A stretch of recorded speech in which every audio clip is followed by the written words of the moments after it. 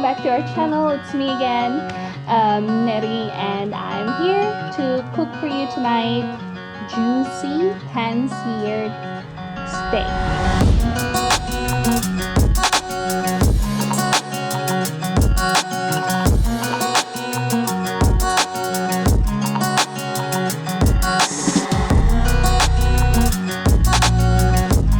Yes, you heard me right. Now, disclaimer, I am not a chef.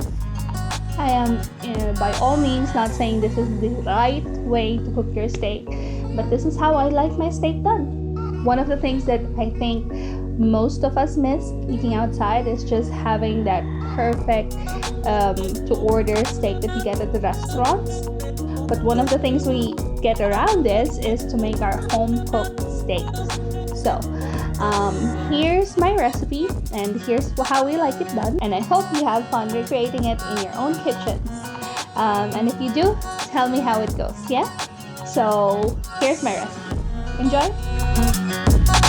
So we always start with our screaming hot pan, and just to make sure that it's hot enough, I always test it out with a few drops of water, and if it starts to jump around, I know it's hot. To that, I just simply lay down my steak. Now these are just strips of ribeye, usually about 3 to 4 minutes each side, and on both sides I put some garlic and some rosemary on top of it, and then I flip it back over just because I like that particularly garlicky taste. I take it off the heat, I rest it for a bit, and then in the same pan where I cooked my steak, I just saute my mushrooms and I turn it into a little mushroom sauce or mushroom gravy. And I do that by adding some butter and pepper, Worcestershire, some soy sauce, and usually you can turn this into a roux by adding some flour, but since I cook gluten-free, I always don't have thickening. Some alternative thickening agents would be cornstarch, of course, but I think it's just not the same, so I just leave it nice and runny, and I don't care for it much as a thick gravy anyway, so I just leave it like that.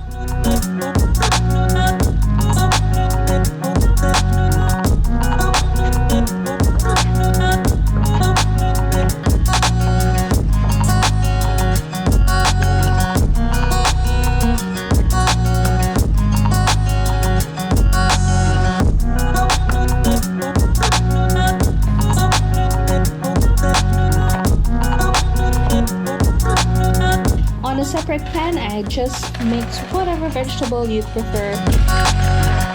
Over here, I just prepared some tofu just for a little bit more, some zucchini, some carrots, you can add some mushrooms. I like the sweetness of onions, so I keep the onions and I treat it as a vegetable.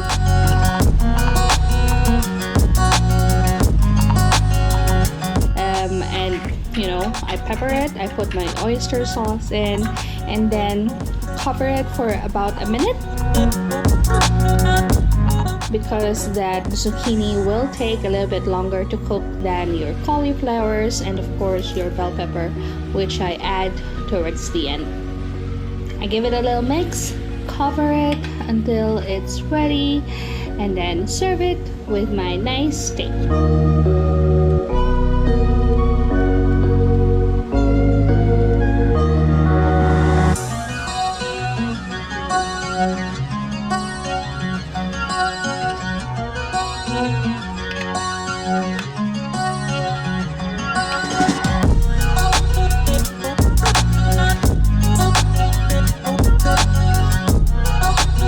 I don't think it needs anything else at this point, so that's how I serve it. Alright, that's it for me. Enjoy this recipe, and again, if you like this video, please don't forget to hit like and subscribe. Thanks everyone!